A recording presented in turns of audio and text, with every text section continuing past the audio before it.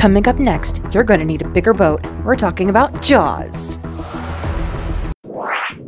Hey, comic enthusiasts and pop culture lovers, I'm Ashley. Sup, nerds? I'm Ryan, and together we are Couple of Nerds. Sup, nerds? So today we're going to be doing something awesome. We're going to be kind of contributing into Shark Week with talking about one of my favorite films, Jaws. Ooh boy, this is the big one. Yeah, and the cool thing is that Jaws actually redefined what a summer blockbuster is. Yeah. It's so cool. There's so much information about Jaws that's out there. Yeah, I'd say it made its own genre, the shark movie. Yes. Like, there's been so many movies inspired by Jaws, like Sharknado and Deep Blue Sea and Sharktopus and Ghost Shark. Not all of the shark movies are good. Oh, there's also the Meg. The Meg is a good one. The Meg is a really good. There's gonna be another movie. one coming out in August, and I'm so excited to see that because I love the Meg movie. It's silly, and I like it.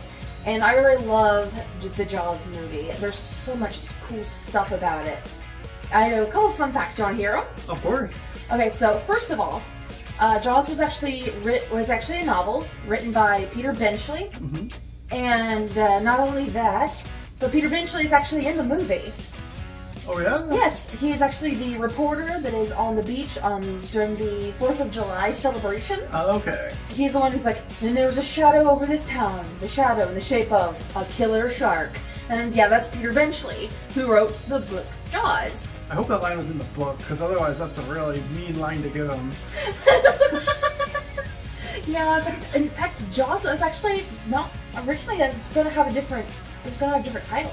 Oh really? Yeah. Like what? Oh, there was a whole bunch of them. One was like Leviathan Rising and The Jaws of Death. Yeah, the Jaws of Death. But yeah, that was going to be Jaws of Death, and then they decided to kind of condense it down to just Jaws, just because it's very zingy, it made sense, it's simple. But yeah, the Jaws book was actually based off of a real thing that actually happened.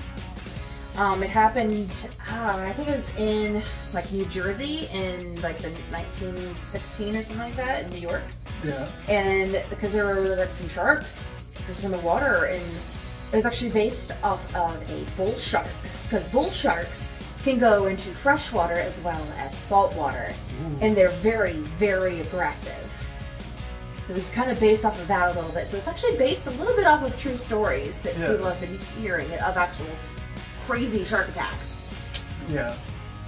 But most sharks are not very dangerous towards humans, right? No, they are not. They're actually very curious about people. They will not attack you. You are more likely to be hit by a car than attacked by a shark. Yeah. And that's why, like, some people have seen this movie as a way to be like, oh my gosh, sharks are terrifying, we need to go kill them. No. No, no, no, no, no. Do not do that. That's like the one thing that Steven Spielberg is kind of regretting, is that kind of influxed on that a little bit. He's like, no, no, no, no, no, don't attack the sharks. The sharks are good. They have a purpose. Yeah. They've been here longer than us. Chill out. Yeah, so if there's a hurricane and a shark falls out of the sky, you don't need to hurt it. You just stay away from the shark. It can't follow you. It's just somebody to flop around in the street. Besides, apparently we taste really horrible to sharks. They're yeah, they prefer seals and stuff like that, right? Yes, we're more like bone, and they don't like the crunchy.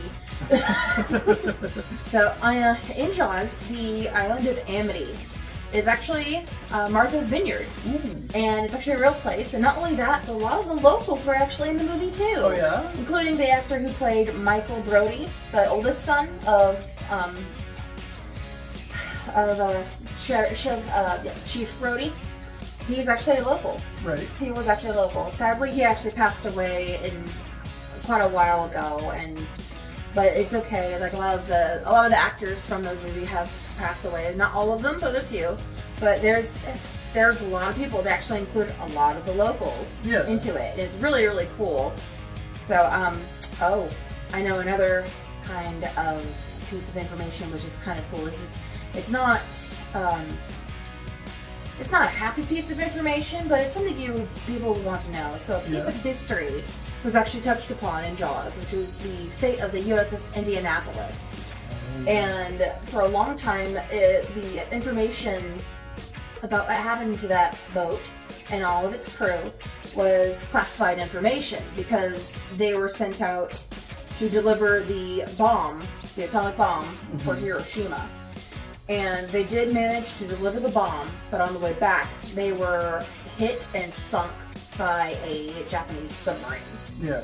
And quite a bit of people died while the ship was sinking, and then the rest of the people that had survived, they were floating, and they were actually attacked by sharks. So that actual information that Quint was talking about, it actually really happened. Yeah. It was classified information when the book was published, but when the movie was being filmed, which was not that far after the book was published, that information became declassified, and they actually included that into the film.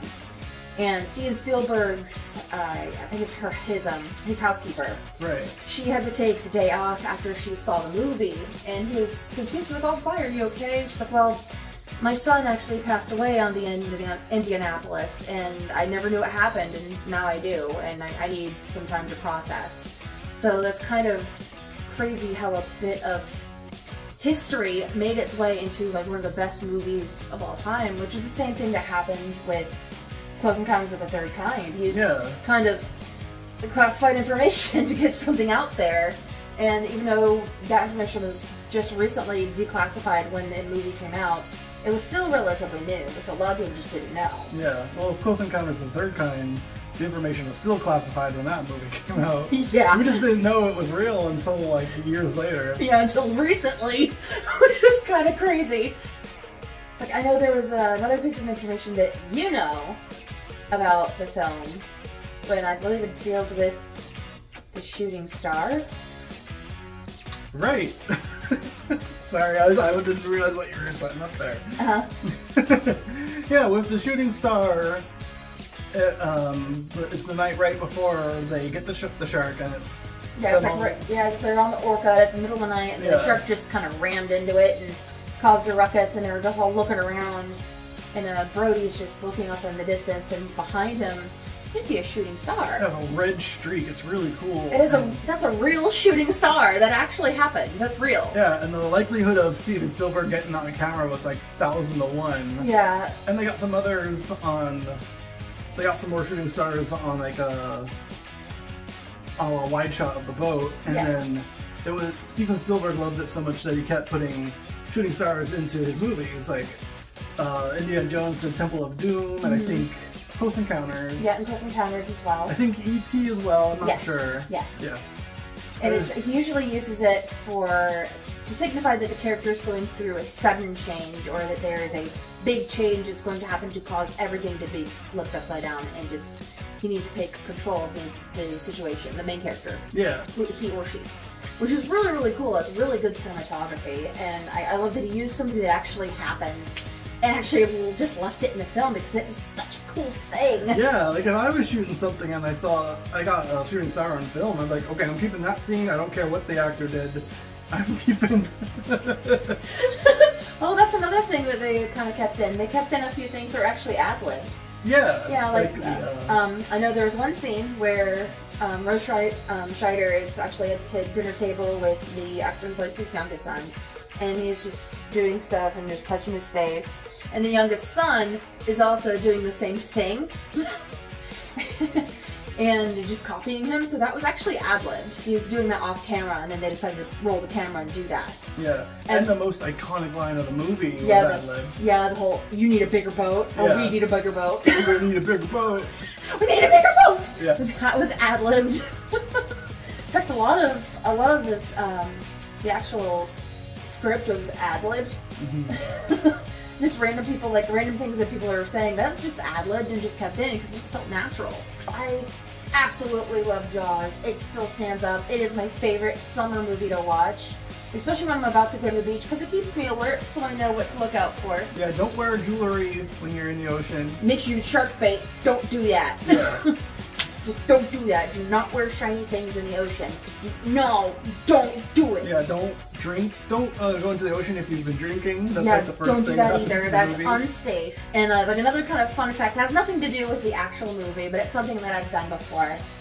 There was one place close to where we are, and they used to do movies on like a lake. They had like inner tubes you can do and like a big projection screen. And one year they were actually doing Jaws. So I was watching Jaws in an inner tube in a little mini lake. Yeah. It was so funny. It's the best way to watch Jaws. It is, and it makes you really like freak out if something like grabs at your feet or like kind of brushes against your foot. You're like, "Ah!" And everyone else just starts screaming and freaking out, and it's really funny. But that was really, really fun. It's a lot of people love Jaws. In fact, like you can see my towel here, which is one of my favorite things. It actually inspired a lot of directors to become directors after watching it. One of them is M. Night Shyamalan, and quite a few others. And it's really cool. There's so much that cinema can do to inspire people. And it's really cool because it also inspired some people to go into just like studying sharks. Yeah, like marine biologists. Yeah, and marine biologists or ichthyologists. And it's really inspiring. And that's kind of why we've been talking about Spielberg this summer for July. It's because it's inspiring, and we hope it inspires you to go watch this movie again. Yeah. And it's fantastic. It's my favorite, and enjoy! Tune in every Friday for more nerdy stuff and trivia from us, your couple of nerds, only on Halloween C.